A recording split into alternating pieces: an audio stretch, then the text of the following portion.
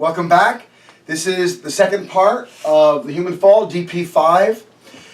We've talked about what is really a shocking revelation, that the human fall, the ancestors, our human ancestors, engaged in an illicit, unprincipled love relationship with a beautiful, angelic being who was not intended to be the spouse of human beings. Because of this, we've descended into a state of confusion and darkness about love, which is the center of God's ideal.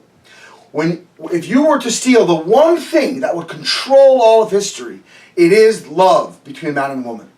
Because that's what creates family, that's what creates life. Remember yesterday we talked about the man and woman, God, children. Everyone meets at that point. When a man and woman love each other, the sexual love, the sperm and the egg meet. At that moment, the man is excited, the woman is excited, God is excited, and the baby is conceived and born from that point. How exciting is that moment of love? We consider love to be dirty since the fall, right? That's another proof of the fall.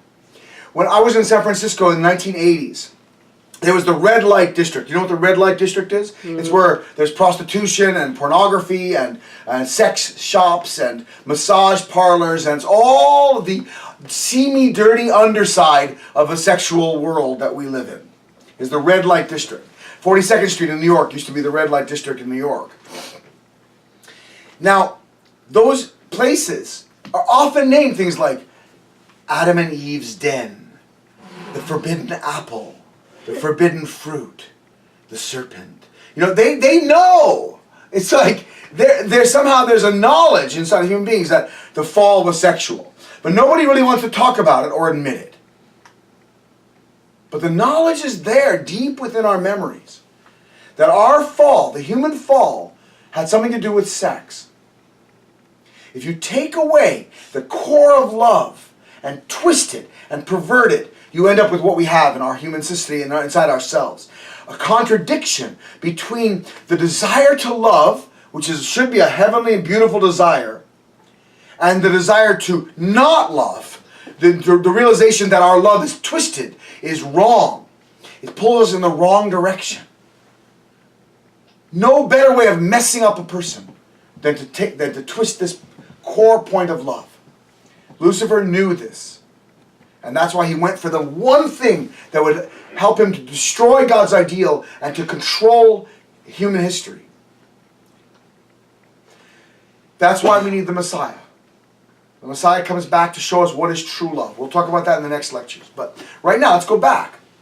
First of all, we talked about already. Why? How could this happen? How could God create us so that we could fall? God is not sick or psychotic or psychopath. He loves his children. How could he do this? The power of love is stronger than the power of the principle.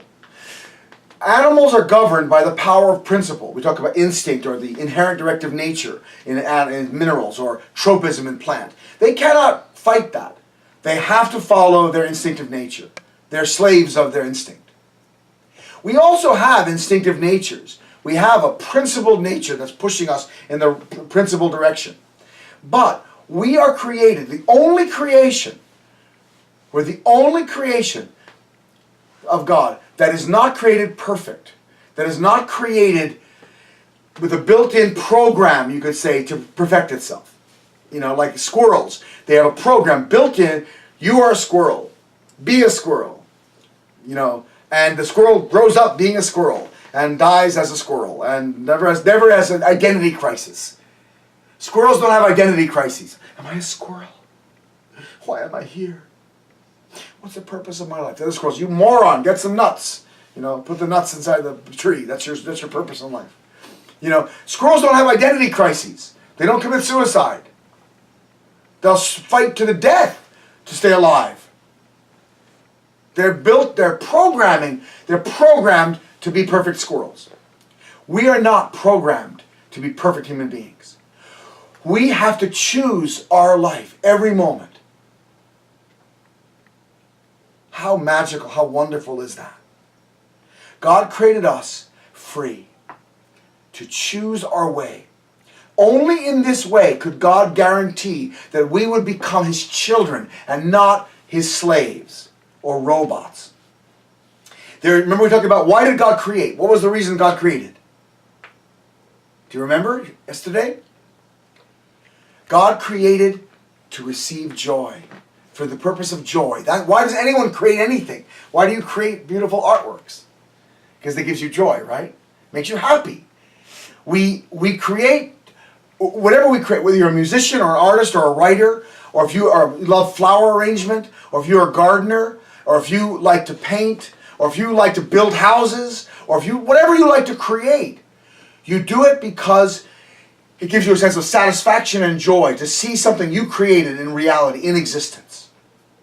Well, nothing can give God greater joy than seeing something become like him and be able to relate to him as an equal.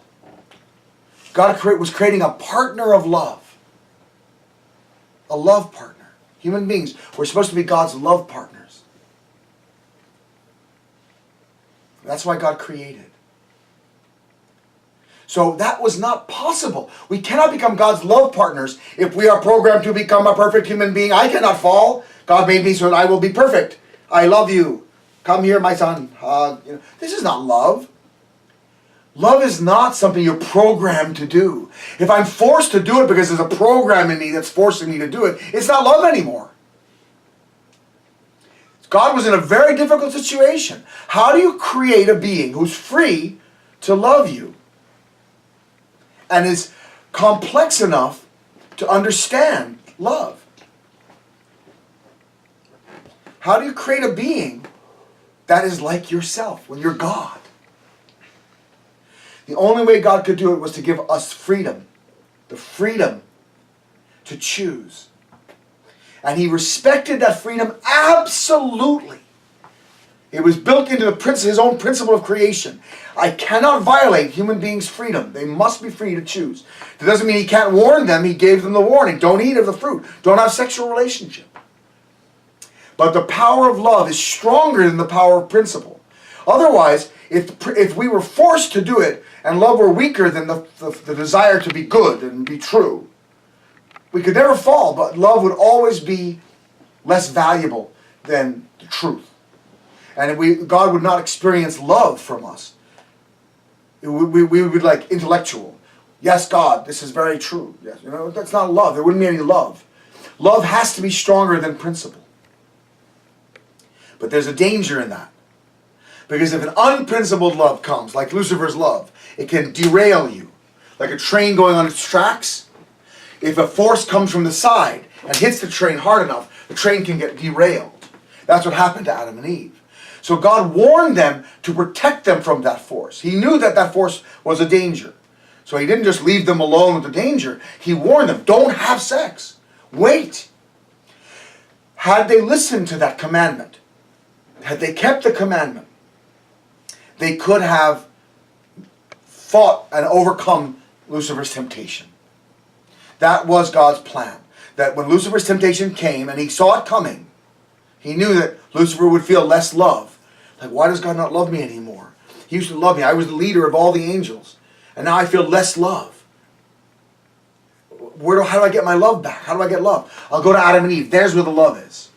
God loves them more than he loves me. Right? Because God can love his children more than he loves his servant. God's love didn't change to Lucifer. He still loved Lucifer the same. But compared to the love that Adam and Eve were receiving, Lucifer's love appeared much less. And Lucifer was built with the intelligence to be able to compare the love that he was seeing Adam and Eve receiving and the love he was receiving. And he said, they're getting more love than I am. How do I get their love? And that was also part of the principle. God wanted Lucifer and all the angels to admire and to be drawn toward Adam and Eve. Adam and Eve were supposed to become the center of the universe, right? God's body. How could they do that if they weren't attractive to the angels? So the angels were supposed to feel drawn to Adam and Eve. It was Adam and Eve's responsibility to overcome this temptation by talking with each other. Eve and Adam should say, Lucifer's coming on pretty strong here. I need help. And Adam and Eve together could have talked to Lucifer and explained how much they loved him and how everything, and they could have actually dominated him with their love. And they could have grown into the position of true parents, a true man and true woman. And Lucifer and the other angels would have naturally been subjugated, overcome by their love. And then Lucifer could have received this love. And he would have been even happier than he was before the creation of Adam and Eve. Because God would still love him, and Adam and Eve would love him. And all of human beings would love Lucifer as the angel of God's servant, God's messenger. He would have an honored place in human society. All the angels would be honored and loved. That was God's original ideal. But it required Adam and Eve to understand how great they were supposed to become and to overcome and subjugate Lucifer's temptation with love. That's not easy. But that still is, by the way, our job. We have to do that today. We have to overcome Satan with love. That's the only way to overcome Satan, is with love. With true love. Okay, so the power of love is stronger than principle, but God gave the commandment to protect them while they were growing. The failure was not God's failure, but our failure to follow the commandment, to keep the commandment. What's the results of the fall? We're going to look at two major results. Sin, first of all, Satan exists. That's the first thing we should say. This angel, this beautiful angel that was God's servant and messenger, became dark and corrupted and evil. He became the tempter. He became the enemy of God. We created that. By our fall, we turned an angel, a good angel, into the enemy of God. That enemy still exists. The only one that can fix that situation is us. If we can overcome Lucifer, Satan, we can change him back to being an angel, a good angel again. God cannot do this. Because if God were to restore Lucifer to his original position, leave us in hell, we would have no way out. But by us having to deal with this temptation all the time from Lucifer, from Satan, and finally being able to overcome it with our own power and our own goodness, with the help of the Messiah, that's why the Messiah has to come, we can restore our dignity, our original dignity as God's sons and daughters. This is what God has been working so hard for thousands of years, to help human beings achieve their original position and dignity as God's sons and daughters by overcoming Lucifer, by overcoming the temptation. So Satan exists. That's the first result. Second, sin exists. Sin, the original sin, is inside of each of us. This memory, this weakness we have toward love, toward fallen love. It's inside of every person. It's original sin. By understanding this lecture, actually, you can begin to cut the root of original sin. You're actually, by hearing this lecture, you're beginning to cut the root of original sin inside yourself. When you recognize that this was the original sin, already the root is beginning to die. Isn't that good? That's wonderful, right? As you accept your responsibility as a son and daughter of God and realize my ancestors did this sin, you begin to cut it off. That's one of the reasons why Reverend Moon is so important. Because he's the one who brought this revelation. So, sin exists, original sin. But now, not just original sin. As generation after generation committed sin, these poor people, these children of Adam and Eve, Cain killed his brother Abel. All the sins of history, Sodom and Gomorrah, the corruption, Tower of Babel, the arrogance, the murder, the rape, the killing, the adultery, the fornication, all the sins of history are just dripping from our ancestors. So now we have original sin to deal with inside myself, but also the memory of all my ancestors' sins. Ancestral sin is like, if sin is a tree, original sin is the root, hidden deep under the ground. But the trunk of the tree is our ancestors, all the people that lived before us that committed sin. And then the branches is the collective sin, the sins of our society, racism, slavery, evil that we see in society, that we're influenced by, that we are affected by.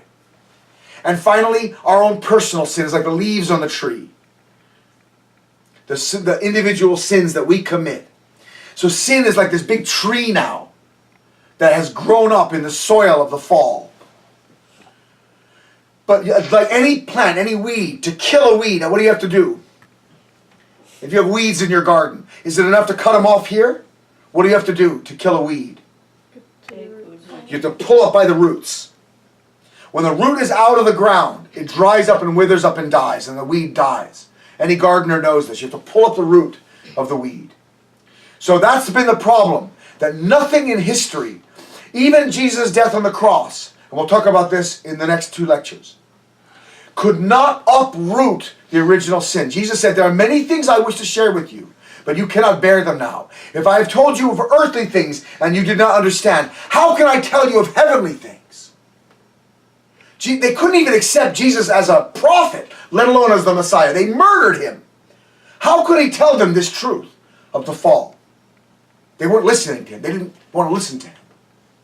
He could not reveal this in his lifetime. So he promised the second coming so that this truth could be revealed. And other truths as well. So that gives you some idea of the Reverend Moon's importance. So this truth has been sitting there waiting. God is desperately hoping that this truth could be revealed. They killed Jesus before he could reveal it. 2,000 years later, finally Reverend Moon has been able to reveal this truth. How wonderful that is. That we can uproot sin now. Kill the weed. Kill the weed. Okay, sin exists. Second result, fallen nature. We have inherited the same feeling that, remember we talked about how Eve inherited from Lucifer the shame and guilt and fear? All of Lucifer's nature went into Eve, and that went into Adam. Well, guess who it went into next?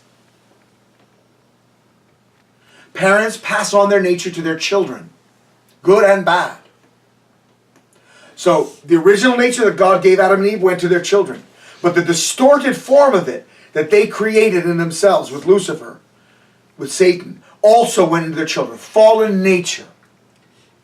So what are the primary characteristics of this fallen nature that we inherited? This is like the sap in the tree. If you have a weed, there's the sap in the weed, right? The blood of the plant going from the roots up to the tree, right?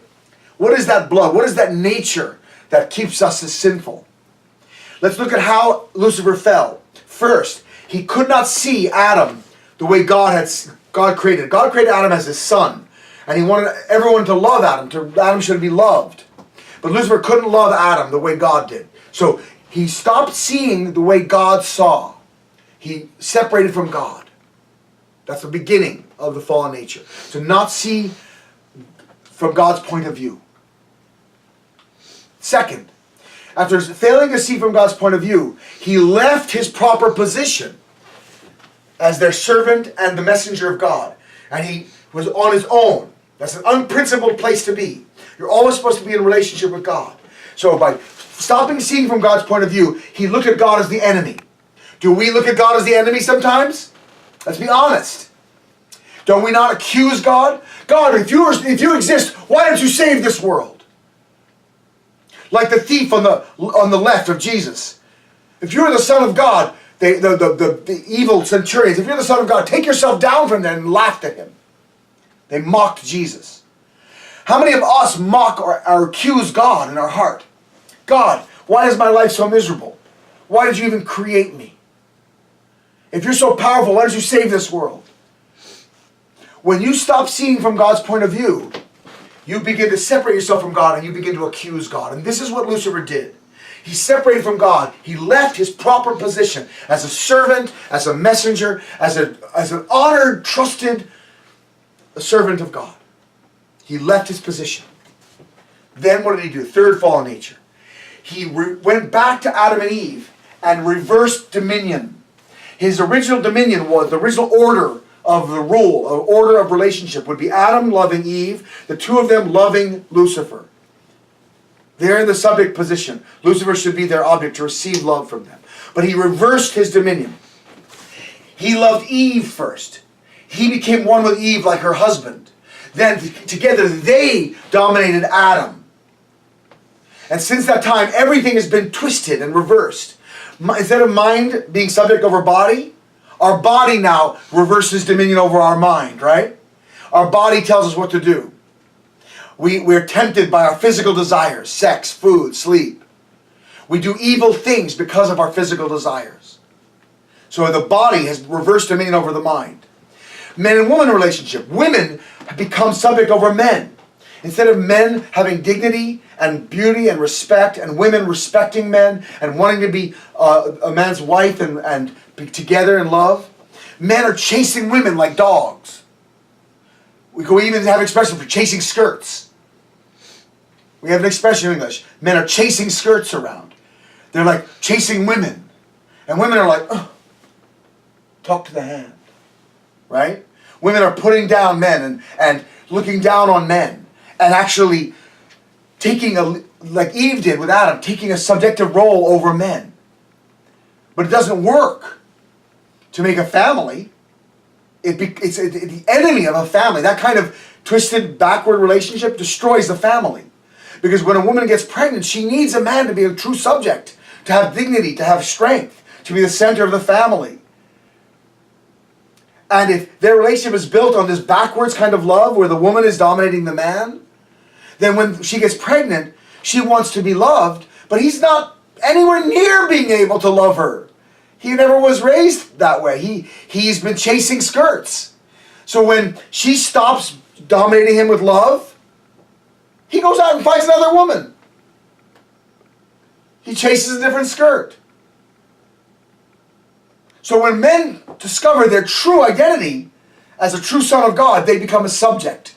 They're not the object position. This may be displeasing to feminists and women who have been raised by the feminist women's liberation movement to believe that man is in the subject position. But actually, it's a blessing for women and men. Because women need a man to be dignified, to be true, to be honorable, to be loving and strong, to be the bone of the body. Women can then be the flesh and the beauty and the softness that embraces the family, embraces the man. And it's a beautiful dynamic. But if the woman becomes subject, it destroys that dynamic. It destroys the family. And that reversal of dominion happened at the fall. Children then should be the object of their parents. But look at our society. Who's running the show? The children are telling the parents what to do. You see it, right? And if you're in education. The children don't reverse dominion over their parents. Control their parents. Don't respect their parents. All their proper relationships got twisted and reversed because of the fall. So the third fallen nature is reversal of dominion. The first fallen nature, failure to see from God's point of view. Jealousy, right? Then leaving proper position. Isolation, loneliness. And then reversing dominion. Taking the wrong subject position over someone you should be receiving love from. Trying to love them in the wrong way. And finally, multiplying evil, the fourth fallen nature. After Lucifer dominated Eve, she dominated Adam, they dominated their children, God was cut out, and evil began to multiply. This is the blood that runs in our veins. So if we want to overcome Satan, we have to overcome that nature within ourselves.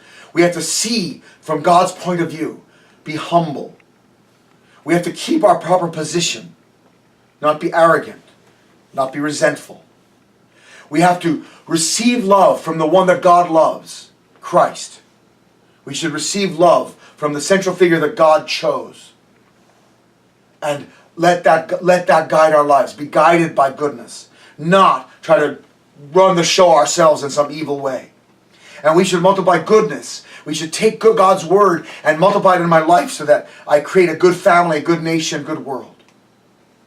So we have to turn around that fallen nature in ourselves. And later on in the principle, we'll talk about reversing the fallen nature as the core, the beginning point of making a foundation to receive the Messiah. God could not send the Messiah until a nation, and he chose the Jewish people, then later now Christians.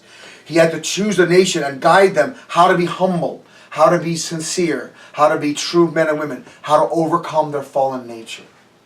So that when the Messiah comes, they don't kill him. because fallen people will kill the Messiah. So God had to try to clean up this fallen nature before he sends the Messiah. Finally, this is the most important point. Father said when he was hearing divine principle, when he was receiving it and fighting and praying to understand the truth that could unlock the secrets of the universe, he said this part of the divine, listen carefully, this part of the divine principle was the hardest point for Father to understand. He said it took him 10 years to get to this point. This was the final point.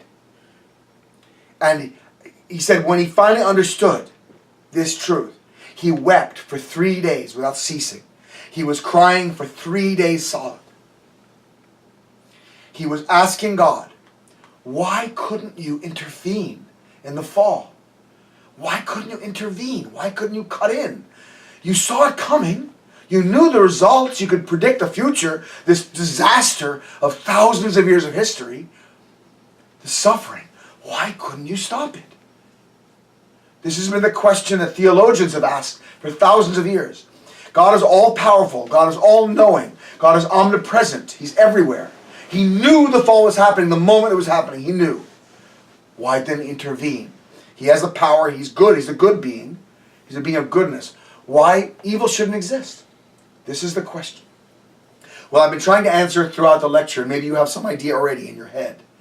But there are 3 reasons the principle states why Father said why God could not intervene in the fall of the first human ancestors. 1, in order to preserve God's position as the Lord. God created the universe according to certain principles. God had to keep his position as God. If he had intervened, he would have given Satan equal authority. It's hard to understand this. But if he had intervened, he would have basically entered into a fight with Satan for Adam and Eve. No, you can't do that to them. And protecting them. And then he would have had to keep Satan from forever after that. Satan would have had a position like a co-creator with God. The two of them would have shared like the responsibility for Adam and Eve after that. In order to protect his position as the only creator of Adam and Eve, he had to keep his distance and allow them to do their own responsibility. And everyone to have their own positions. He could not leave his position. He couldn't leave his position as God to go and fight it out with Lucifer for Adam and Eve, to protect Adam and Eve. Because if he'd done that, he would have raised Lucifer up, Satan up, to be an eternal position. Lucifer would have taken, because God is eternal, and God is an absolute, the being, the creator of the universe. If God mixes it up with Satan, to protect Adam and Eve, forever after that, Satan has the position of a co-creator with God. That's hard to understand, but it's true. God could not do it to protect, that he alone be the creator. Second, this may make it more clear. To protect the principle itself, the principle God made, I said, this is the way I created the universe. It's a perfect plan. Is the principle, is God's plan perfect? It's as good as, I can't make a better plan. If God changes his plan in the middle because of what Lucifer's doing and interferes, he's saying Satan's plan is better than his plan. He's giving Satan and this fallen act principle status. He's saying that the plan has to change now because of what Lucifer's doing. So God can't do that. God's plan was perfect and is perfect. We didn't do our responsibility. That's the problem. But the plan is still perfect. But if God had intervened, he would have changed his plan to stop the fall. And forever after that, the principle would be broken. And that's the foundation of the whole universe. So he couldn't do it. And then maybe the last one's the easiest to understand. If God had intervened, he would have stopped Adam and Eve from establishing themselves as the lords of creation. Adam and Eve had to win the respect, to earn the respect of the angels by naturally subjugating Lucifer's unprincipled desire, jealousy, and leaving his fallen nature. They should have naturally, together, Adam and Eve together, overcome Lucifer. Then Lucifer naturally would have become humble to them, and their whole universe would have had its natural center. Adam and Eve would have become the natural center and the lords of creation. That's what God wanted Adam and Eve to become. But if God had intervened, it would have been like you're getting beaten up by a bully, but your parents come rushing into the school and say, "Stop hitting my son." And who's going to hit my son? You want to hit him? You're going to go through me. Yeah, God could have done that. But every bully in the schoolyard would have laughed at that kid. As soon as the parent left, they would be, you fool. You little wimp. We don't have to respect you. What? I'm going to respect you as my Lord? When you need your daddy to come and protect you? Adam and Eve were supposed to naturally become the lords of creation. They were created, destined to be higher than the angels. We are actually, you guys don't understand this, we actually are higher than the angels. We have the potential to love in a way the angels cannot even understand. We have this, we're created with greater potential than the angels. We are amazing, actually. But if we don't find that out ourselves, we'll never believe it. We'll never believe how great we could be.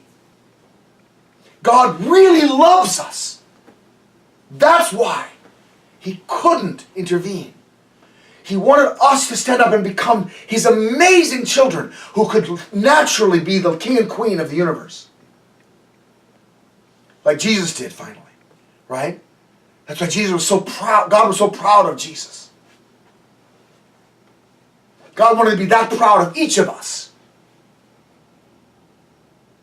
He wanted each of us to be that dignified, that amazing. That's our potential. That's what we threw away because we got caught up in this drama and this fallen love and this temptation. We threw away our potential, our dignity, our greatness. And God still sees that in us. So as hard as it is to believe, the reason evil exists in the world still is because God loves us and God does not want to take away our freedom to overcome evil. Our responsibility to overcome evil. It's our responsibility, not God's. We created it. So we have to fix it. The Messiah comes as a human being to lead us to do this. The Messiah is not God. The Messiah is human. He's the Son of God. But all of us should be sons and daughters of God. The Messiah is simply the first Son of God. And He comes to teach us all to become sons and daughters of God. To overcome Lucifer. To overcome Satan. To overcome our fallen nature and sin. And to become the true, dignified sons and daughters of God. How wonderful that is. When Father discovered this, He wept. Because all the accusation that we've been feeling for thousands of years toward God. The woman you gave me, she made me do it. That accusation is still living in everyone's hearts. You made this world, God. You did it. I didn't create this world. Why did you choose to put me, my father's an alcoholic or my mother's a violent, or whatever's going on. My family's a disaster. I didn't choose to be born in this family. Whose fault is that? And secretly, human beings are accusing God every day. And God feels that accusation like knives going into His heart. When Father understood this principle, this final point, He wept. I've had the experience as I understood this, of finally stopping accusing God, of understanding how painful God's situation has been since the fall. This is the deepest part of principle. That since the fall, God has been in a pathetic situation of an outsider looking in to a fallen human society He did not want to create. Hoping and believing in the dignity of His children, but having very little power over them to help them to change. Speaking deeply in their original mind, in our deepest mind. But then that voice of God being stepped on by the fallen nature and sin that we feel every day. God's voice is that still small voice in the deepest part of our mind that we trample on every day as we do stupid and evil things to each other. God has been in a sad and painful situation since the fall. Father discovered this. And when he found out who God really was, the pathetic God, this sad, deep, wonderful being that is deeply within each one of us, being stepped on, Father wept and wept and wept and wept. I hope that when you can meet this God, you will also weep. The principle, the fall of man, can liberate you to stop accusing God for the problems of your life. To realize that God is more cheering for you to be successful than anyone else.